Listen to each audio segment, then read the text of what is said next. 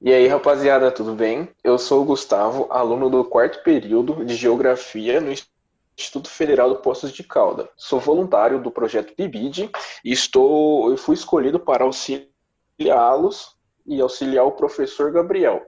Bom, vou estar ajudando vocês com o plano de estudo tutorado, o famoso PET para vocês. Bom, na semana 1 do volume 6, na página 50, vamos falar um pouco sobre a agropecuária dos continentes europeu, asiático e da Oceania.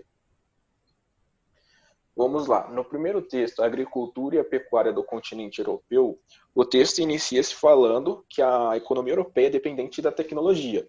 Ela tem bastante aumento de produtividade e reduz o trabalho rural. Bom, o que a gente pode entender com isso? Para manter-se o aumento da produtividade, a produtividade em alta, ela investiu bastante em tecnologia. Por isso o trabalho mecânico. Então ela tem bastante equipamentos, instrumentos ali que auxiliam ela a fazer o processo mais rápido do que o homem faria. Com isso, reduziu o trabalho manual. Tem poucas pessoas para apenas auxiliar as máquinas, intervir em alguma coisa. Bom, a agricultura europeia, para se manter em alta na produtividade, são por conta de dois fatores. O alto desenvolvimento técnico, que é as maneiras que ele empregam as coisas na terra para extrair o melhor da mesma. Como que ela vai arar, tem uma técnica para isso, como que ela vai plantar, tem uma técnica para isso, e elas sempre usam a melhor técnica para extrair o melhor produto. O segundo fator é a mecanização dos processos. Como eu já falei, por conta da alta tecnologia, eles investiram bastante na mecanização dos processos, que é para colher, que é para plantar, que é para irrigar. Então, ela consegue fazer bem mais do que um ser humano aguentaria fazer, por conta tipo de carga horária, de não precisa parar o tempo do processo. Bom, aí ele vai continuar citando que, de acordo com as condições climáticas, houve uma divisão ao longo do tempo entre a especialidade de cada lugar por conta dessas condições. Aí ele vai citar que países ao sul do continente europeu provém de hortaliças e frutas, por ter mais tempo de hora de sol ao longo do ano. E os países do centro-norte da Europa provêm cereais. E quando eu falo especialidade ali no texto, ele está falando de produtos agropecuários. Aí a especialização regional mantém-se firme por terem uma boa rede comercial e também por receberem um subsídio, um auxílio, um incentivo mesmo da União Europeia por meio da política comum da PAC, que é essa aqui, que é para que é uma maneira de incentivar eles a não desistirem, a plantarem, a ter a ter uma continuidade no serviço e para lá na frente não faltar nenhum produto alimentício na mesa de ninguém. Então, por isso que a União Europeia faz esse investimento na, nos produtores.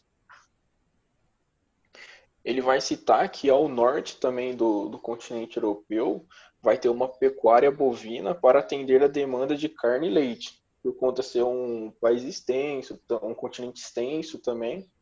Eles precisam dessa demanda para alimentá-los dentro ali. Outra boa fonte para a economia europeia vem da pecuária, que ele vai que ele vai se destacar em países como Rússia, Noruega, Islândia, Portugal e Espanha. Bom, matamos aqui o continente europeu. Agora vamos para a agricultura e a pecuária no continente asiático. Bom, como o europeu já fala que tem alta produtividade e tudo mais, aqui nesse texto do asiático, ele vai trazer que a maior parte da população, que uma grande parte da população mora em áreas rurais ainda, que não se localiza em cidades e tudo mais. E as atividades dele, ou seja, trabalho, essas coisas, são voltadas totalmente ao setor primário da economia. Bom, Gustavo, o que é um setor primário da economia? São bens e produtos extraídos diretamente da natureza. Um exemplo que ele vai dar é a agropecuária, a extração de recursos naturais, como minerais e madeira, entre outros produtos, que dá para comercializar, ou fazer, ter um valor agregado nele. Bom, aqui ele vai falar alguns fatores também como que é a agricultura na Ásia. Aí ele já fala que é de baixa produtividade e o porquê. A baixa produtividade na Ásia é porque eles têm pouca tecnologia, pouca mecanização do processo. Então, se ele tem pouca tecnologia e pouca mecanização, ele tem um grande índice de emprego de mão de obra. E a mão de obra lá é mão de obra familiar, que é que a maioria que vai trabalhar com a terra vai ser ele, a família dele, os filhos e por aí vai. Aí a prática bastante encontrada lá também é a agricultura de subsistência. É onde a pessoa ele vai plantar, vai colher para o próprio consumo, para a própria existência, para não passar fome, para não morrer, entre tudo mais. Bom, uma observação que a gente tem que fazer, a Ásia é um continente muito grande. E não dá para a gente falar que isso engloba todos os países ali. Por exemplo, Japão e Israel, eles têm alta produtividade e empregam técnicas modernas. Em Israel, para vocês terem uma noção, eles cultivam as coisas dele em climas e ambientes semiáridos para desérticos. Então, por eles terem uma técnica extremamente moderna, eles conseguem fazer uma irrigação muito boa, trazer água para esses ambientes para eles conseguirem produzirem ali. Aqui eles vai falar também um pouco de uma coisa que acontece até com a gente, que é o plantation. O plantation ele é um resquício do colonialismo europeu. Bom, quando tinha-se as colônias dos grandes impérios ainda, eles faziam dessas colônias plantations. O que é plantation? São propriedades agrícolas com uma grande produção de monocultura. O que é monocultura? É uma única cultura produzida ali. E o que eles faziam nessas colônias aqui no Brasil, por exemplo? Eles pegavam e plantavam produtos tropicais, o que era muito difícil de se encontrar-se lá na Europa, que era café, tabaco, chá, frutas e cana-de-açúcar. Então eles produziam em grandes escalas, visando apenas exportação, ou seja, plantava aqui, colhia e levava para a Europa, plantava, colhia e levava para a Europa. A mesma coisa aconteceu com a Ásia. Ainda se encontra, por ser um resquício do colonialismo, bastante propriedades que detêm dessa maneira ainda, as plantations. E outra cultura que encontra-se bastante lá é a rizicultura. A rizicultura é a cultura do arroz, né? Por ser uma fonte de renda de várias pessoas lá, é passada de geração a geração, de pai para filho e assim vai adiante, para eles terem uma economia para a própria família, para eles terem o que comer, para eles terem o que comercializar. Então, ela ocupa grandes áreas do plantio asiático. A exemplo é a China e a Índia, são os maiores exportadores de produtos. E os dois se encontram onde? Na Ásia.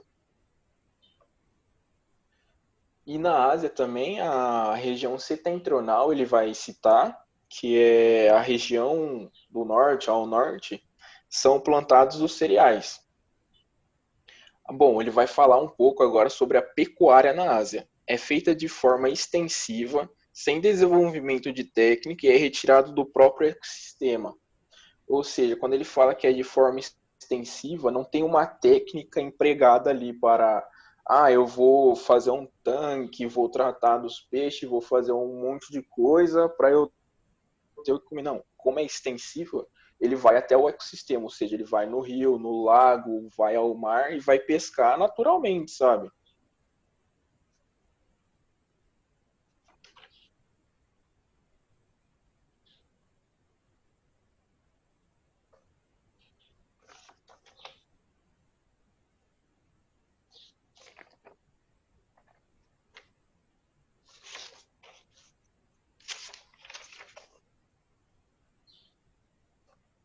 Bom, agora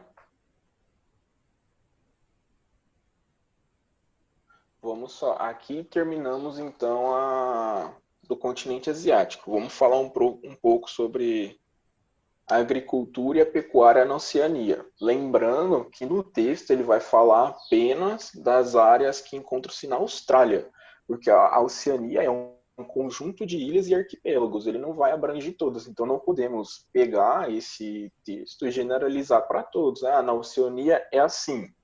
Não, ele vai citar uma parte dela. Bom, ele vai falar que a agricultura é praticada em grandes propriedades, onde ela é mecanizada, ou seja, tem mais equipamentos e menos mão de obra humana, e as técnicas empregadas ali são modernas. Então, são fatores para ter uma produtividade boa e talvez alta, ok? Aí ele vai falar da onde encontra-se essas áreas. Ele vai falar aqui, ó, as principais áreas agrícolas, que ele vai citar as principais áreas agrícolas encontram-se nas regiões leste, sudeste e sudoeste da Austrália, como eu falei, da Austrália. Por conta de ser um clima úmido e o solo ser extremamente fértil, especialmente para cereais. Aqui ele vai citar o milho e o trigo. Por conta de ser isso fatores favoráveis para esse tipo de cultura. Aí ele vai falar também sobre a pecuária na Oceania. A pecuária na Oceania é praticada em áreas semiáridas e produzem a criação de rebanhos. Os rebanhos que é encontrado ali é o ovino, que é ovelha, caprino, as cabras, e o bovino, os famoso boizão, né? Aqui ele vai finalizar trazendo alguns dados, depois que vai falar que encontra-se bastante rebanhos de caprinos, ovinos e bovinos. Ele vai falar que a Austrália é tem uma grande produção de pele, de lã e de carne. E fala que em 2016 ele ficou entre os três maiores exportadores de carne bovina e ovina no ranking mundial. Ou seja, é nível mundial a produção deles, então é bastante coisa. Bom, vamos nas atividades. Agora é a hora de testar seus conhecimentos. Lembre-se de que a pesquisa e a consulta são permitidas e bem-vindas para que você realize com sucesso as atividades. Mãos às obras. Bom, quando ele fala que é permitida e bem-vinda, ou seja, utiliza de textos, de livros, da internet para auxiliá-los aqui na resposta, se você não entendeu, se não ficou claro alguma parte. E se não encontrar, encaminhe sua dúvida para o professor Gabriel, ele vai estar repassando para mim, assim eu posso ajudar ele, ajudar vocês, e a gente vai se ajudando ao longo do tempo, né? Bom, atividade 1.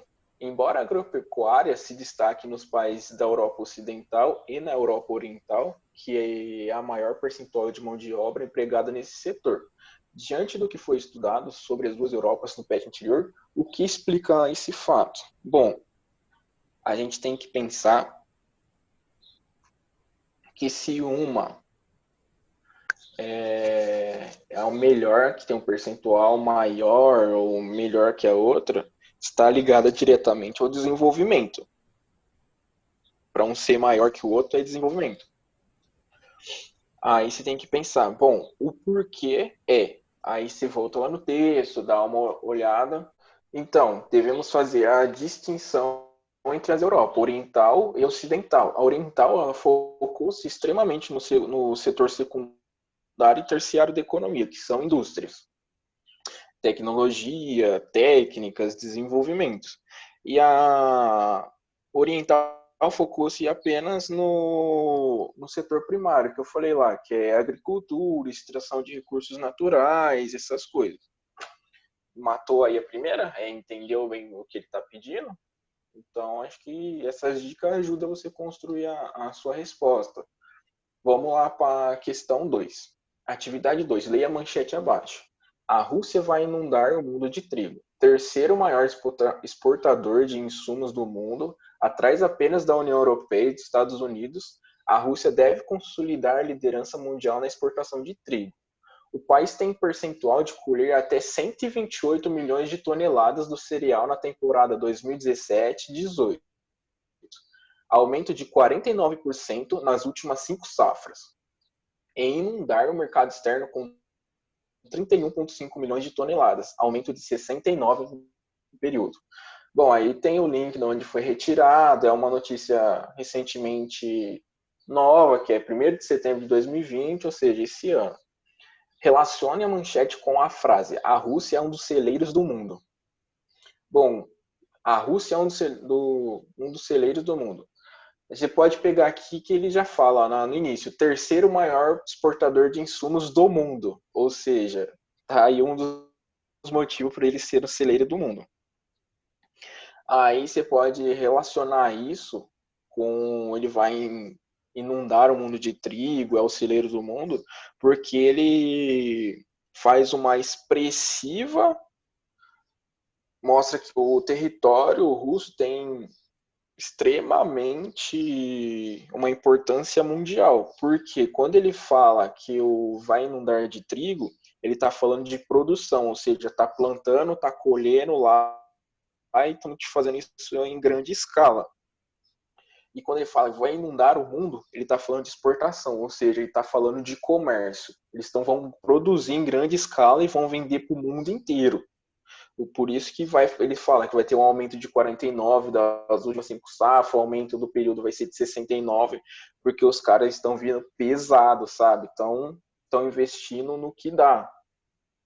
É só fazer esse link do porquê, aí você justifica um pouco mais, mas esse é o seu norte, é o início da resposta. Vamos para 3. Escreva um breve comentário sobre a importância da política agrícola como PAC para os países europeus. Bom, da onde fala o PAC? Lá no texto lá da agricultura europeia. Ele vai falar aqui, no terceiro parágrafo no final aqui, A União Europeia, por meio da política agrícola comum, PAC. Bom, o que é PAC? Como eu citei aqui, o PAC ele ele faz ele oferece, na verdade, subsídio, auxílios para os produtores. É um meio de incentivá-los a continuar, a prosseguir com o que eles estão fazendo, que é os produtores agrícolas, né? Que eles vão produzir produtos alimentícios, ou seja, para não faltar, então, produtos alimentícios, a PAC é um meio de ali, sabe, de fazer, sabe, de começar ali no ponto 1 para não deixar falta lá na frente. Certo? Vamos para 4. O Sudeste Asiático destaca-se como a região do planeta com a maior produção de arroz.